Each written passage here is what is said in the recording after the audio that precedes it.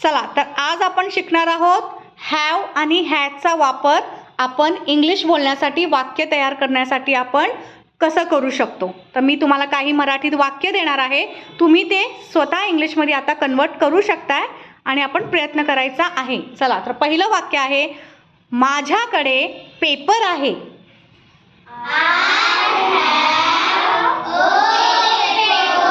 Very good. तुझ्याकडे ball आहे।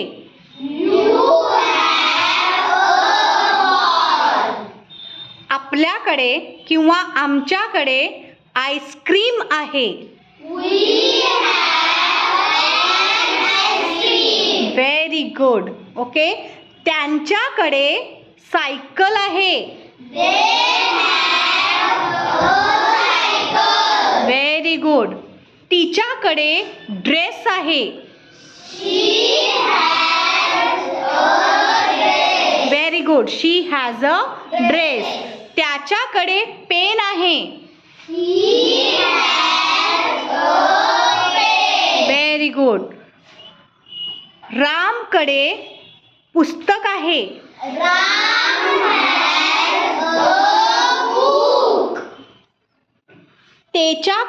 त्याच्याकडे माझं पुस्तक आहे।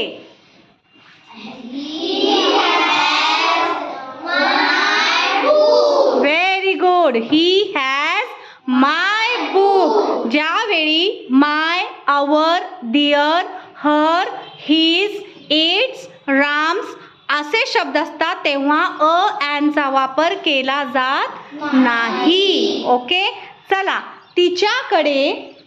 तिच्याकडे त्याचे पुस्तक आहे। शी हॅज हिज। त्याचे हिज, हां बरोबर। चला, शी हिज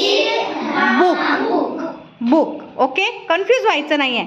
चला, माझ्याकडे टीव्ही आहे।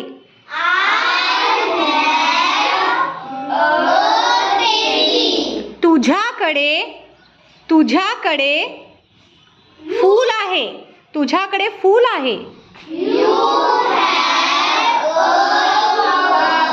Very good, you have a flower. आमच्याकडे टीचर आहे।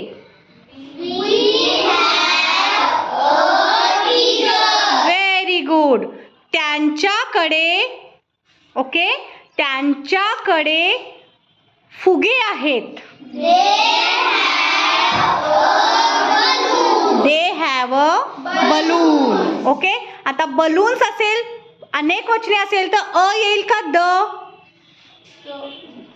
येणार का the? Balloons the.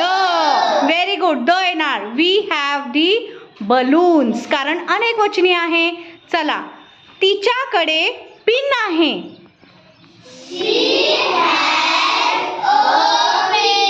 Very good. त्याच्याकडे छत्री आहे, अम्ब्रेला आहे।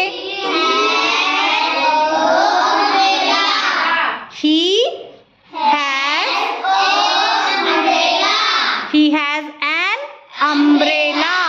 ओके, पुढचं आहे, त्यांच्याकडे पतंग आहे, kite.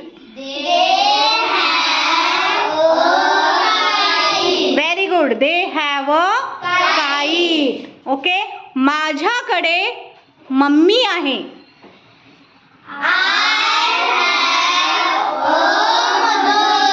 I have a mother. Very good.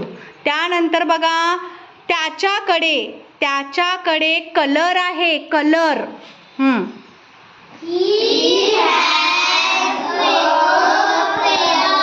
He has crayons म्हणला तर the crayons, he has a colour. Okay, तर ह्या पद्धतीने तुमच्या लक्षात आलं की आपण एखादी गोष्ट आपल्याकडे आहे, त्याच्याकडे आहे, आमच्याकडे आहे असं जर सांगायचं असेल तर आपण हॅव आणि हॅजचा वापर करून वाक्य तयार करू शकतो। ओके।